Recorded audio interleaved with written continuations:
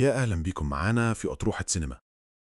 تفتكر ممكن تحب حد وتكون شايف فيه حاجات كتير حلوة وتنجذب له فعلا، لكن في نفس الوقت تقول له أنا مش هقبلك إلا لما تتغير؟ هل هنا إحنا بنتكلم عن حب ولا عن شخص عايز نسخة معينة منك وعايزك تبقى النسخة دي علشان يقدر يقبلك؟ وده بالظبط السؤال اللي خلاني أبص الفيلم أكس لارج بشكل مختلف، لأن الفيلم من أول لحظة بيحط قدامنا مجدي كشخص عنده مشاكل حقيقية. وزنه زايد جدا، عنده سكر، حياته عشوائية، بياكل لما يتضايق، وحيد، وصحابه كلهم تقريبا مرتبطين وهو الوحيد اللي مش لاقي حد. وفوق ده كله عنده خاله، راجل تخين وحيد بيحب الأكل، وكأنه الصورة اللي الفيلم بيحطها قدام مجدي ويقول له دي ممكن تكون نهايتك لو فضلت زي ما انت. وخاله فعلا كان طول الوقت بيحاول يقنعه انه يخس، لكن مجدي ما كانش شايف ان عنده مشكلة تستاهل كل ده، لحد ما رجعت دينا حياته. دينا كانت زميلته في المدرسة وكان بينهم إعجاب وحب وهم صغيرين. وبعد سنين مجدي يلاقيها على فيسبوك وبيتواصل معاها. لكن هنا تبدأ أول مشكلة. مجدي عارف إنها لو شافته بالشكل اللي بقى عليه ممكن ما تقبلوش، فبدل ما يقول لها الحقيقة يخترع شخصية اسمها عادل ابن عم مجدي، ويبدأ يتكلم معاها على إنه شخص تاني. والغريب إن دينا من أول مكالمة تقريبا تسأله جسمك عامل إزاي؟ وده لوحده بيخلينا نفهم إن شكل الشخص بالنسبة لها مش تفصيلة هامشية. لكن رغم كل ده العلاقة بينهم بتقرب. مجدي يتعلق بيها أكتر وأكتر، وكل مرة يحاول يقرب منها يحاول كمان يثبت لها إنه الشخص اللي ممكن تحبه. لحد ما الحقيقة تظهر، دينا تعرف إنه مجدي، ومجدي قرر إنه عايز يتقدم لها. وهنا تحصل واحدة من أقسى لحظات الفيلم.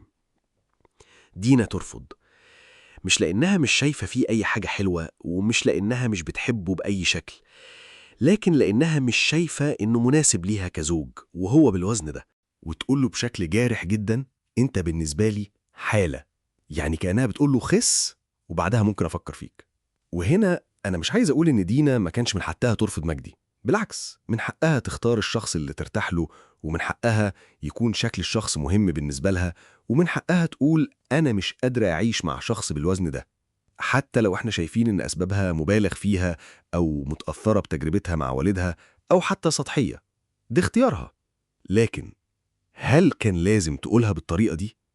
هل كان لازم تحول مجدي إلى حالة؟ هل كان لازم تقول لشخص قدامها غير نفسك علشان أبقى قبلاك؟ لأن في فرق كبير جدا بين الجملتين، إنك تقول أنا مش شايفك الشخص المناسب ليا، وإنك تقول أنت محتاج تتغير علشان أبقى قبلاك. الأولى اختيار، والتانية محاولة لإعادة تشكيل الشخص. ودي مش مشكلة موجودة في الوزن بس. ممكن واحد يقول لواحدة أنا مش عايز واحدة مش محجبة، وده حقه يدور على واحدة محجبة من البداية، لكن مش يدخل علاقة مع واحدة مش محجبة ويتعلق بيها وبعدها يقول لها أنا مش هتجوزك إلا لما تتحجبي. ونفس الكلام لو هو عايز منتقبة، أو واحدة عايزة شخص ملتزم دينيا، أو شخص مش عايز شريكه يدخن، أو حد عايز شريك حياته يكون عنده نمط حياة معين. من حقك تختار، لكن لو انت عارف من البداية ان الصفة دي مش مناسبة ليك، ليه اخترت الشخص ده أصلا؟ ليه دخلت حياته؟ وليه خليته يتعلق بيك؟ وبعدين طلبت منه انه يغير نفسه علشان يبقى الشخص اللي كنت تقدر تختاره من البداية. وده مش معناه ان كل حب لازم يبقى من غير شروط. لا، دي نقطة مهمة جدا، لأن في حب وقبول مشروطين بطبيعتهم. حتى في علاقتنا بربنا في إيمان والتزام وأوامر ونواهي، وفي أشياء الإنسان لازم يسعى ليها علشان يكون على الطريق اللي هو مؤمن بيه. وفي العلاقات نفسها في حاجات ممكن تكون شروط أساسية بالنسبة لي. ممكن أقول أنا مش هتجوز شخص مش عايز أطفال، أو أنا مش هرتبط بحد أسلوب حياته متعارض تماما معايا. دي مش مشكلة. المشكلة مش في وجود الشرط، المشكلة في الطريقة اللي بنستخدم بيها الشرط. هل أنا بدور على الشخص اللي يناسبني، ولا بختار شخص وبعدها أحاول أخليه يناسبني؟ لأن الإنسان مش مشروع مفتوح للتعديل. مش لازم أخس علشان الناس تعجب بيا، مش لازم أغير لبسي علشان المجتمع يرضى عني، مش لازم أغير شخصيتي علشان أبقى مقبول، ومش لازم أبقى نسخة معينة علشان الشخص اللي بحبه يقرر إن أنا أستاهل حبه. طب افرض إني مش عايز، افرض إني مش حابب التغيير ده أصلاً، هل علشان أبقى مقبول عندك لازم أعيش حياتي بالشكل اللي أنت شايفه مناسب؟ وهنا نرجع لمجدي، لأن المفارقة الجميلة في الفيلم إن مجدي فعلاً كان محتاج يتغير، ودي نقطة أنا مش عايز أتجاهلها. هو كان عنده مشكلة حقيقية صحياً ونفسياً وإنسانياً، لكن أول مرة حاول يتغير حاول علشان دينا. راح علشان يخس، وبعد وقت قصير فقد الأمل، لأنه ببساطة ما كانش مقتنع من جواه. كان بيحاول يكون الشخص اللي دينا ممكن تقبله، مش الشخص اللي هو نفسه عايز يبقى عليه. وبعدين حصلت اللحظة اللي قلبت كل حاجة. خاله اتصل بيه وهو تعبان، مجدي نزل يجري علشان يلحقه، وفي الطريق عمل حادثة، والناس لما حاولت تطلعه من العربية واجهوا مشكلة بسبب وزنه، وبالعافية قدروا يخرجوه.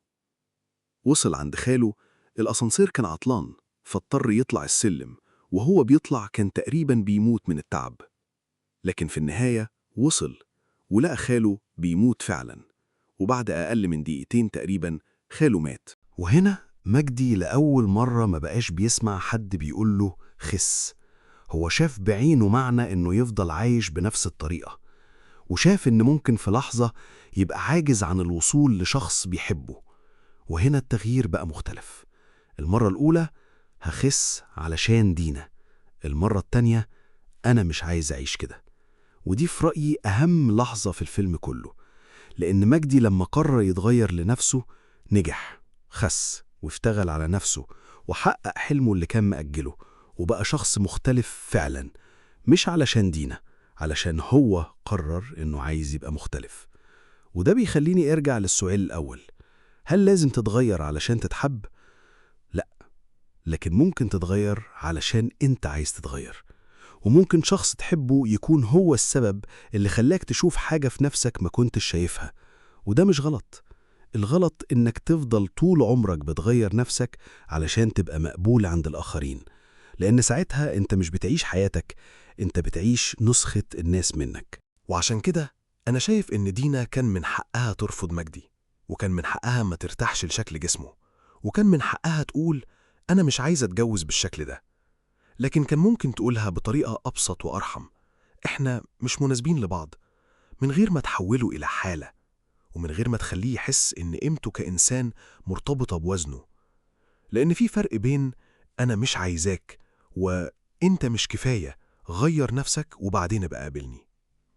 والفرق بينهم مش صغير. وفي النهاية يمكن أجمل حاجة حصلت لمجدي إنه لما خس ما بقاش محتاج دينا علشان يثبت لنفسه إنه يستحق الحب، لأنه كان بدأ أصلاً يعرف قيمته بعيد عنها. وده كمان بيخلينا نفهم حاجة مهمة جداً عن العلاقات، مش كل شخص بنعجب بيه لازم يكون شريك حياتنا. ممكن أعجب بحد وأحب صفات فيه وارتاح له وأشوفه شخص جميل جداً، ومع ذلك أقول هو مش الشخص اللي أنا عايز أكمل معاه حياتي. وده طبيعي، لأن الجواز مش إعجاب، الجواز شراكة، ومش كفاية إن واحد في الاتنين يعجب بالتاني، لازم الاتنين يكونوا مقتنعين ببعض وبالحياة اللي هيعيشوها سوا. وعشان كده يمكن السؤال الأهم مش هل لازم أتغير علشان أتحب، لكن لو غيرت نفسي هكون بغيرها علشاني ولا علشان أبقى النسخة اللي الناس مستعدين يحبوها. لأن التغيير اللي تختاره لنفسك ممكن ينقذ حياتك، أما التغيير اللي تعيشه علشان ترضي الناس ممكن يخليك طول عمرك مش عارف هو أنا أصلاً كنت عايز أبقى مين. وهنا هقول لكم فركش، ونشوفكم في حلقة جديدة من أطروحة سينما.